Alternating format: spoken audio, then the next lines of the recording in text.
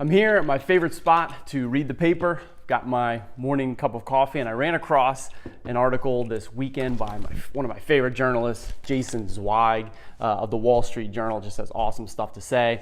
And this is a quick one around conflicts of interest, which of course I've touched on in some other videos, that advisors out there are paid in different ways, and you just want to understand how they're being compensated, and they might have conflicts of interest.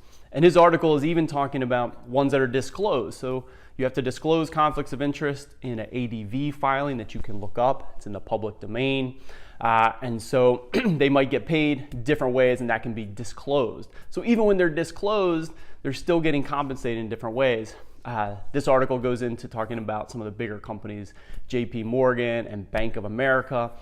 And even though they're advisors, so funds, mutual funds that they might place you in as a customer of JP Morgan or Bank of America or any of these brokerage houses, you come in, they give you a recommendation of, oh, we think these mutual funds will be good breakdown for you, equities and bonds.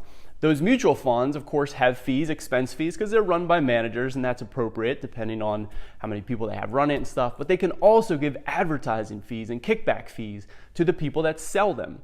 And this article goes in talking about, so even though the individual advisors aren't compensated for those advertising fees or kickback fees, so if I sell you, you put $100,000 into something, I might get $500.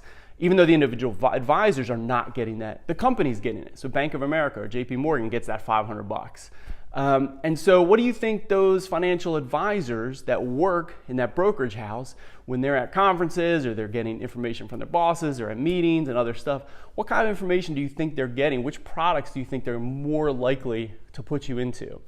And those are just some of the conflicts of interest that happen in the financial advice world with the financial advisors and brokers and all this stuff. So you just have to understand, again, it's complicated, but understand who you're talking to and what the advice they're giving you and why they might be giving you that advice. Are you fully paying for everything that they're giving you? Are they getting paid in other ways? And so how might that influence their overall behavior? So it was a really good, quick article from Jason Zweig, one of my favorite writers there at the Wall Street Journal. So go ahead and check it out, and hope you enjoy it. Be careful of where you're getting advice from, and of course, have an awesome day.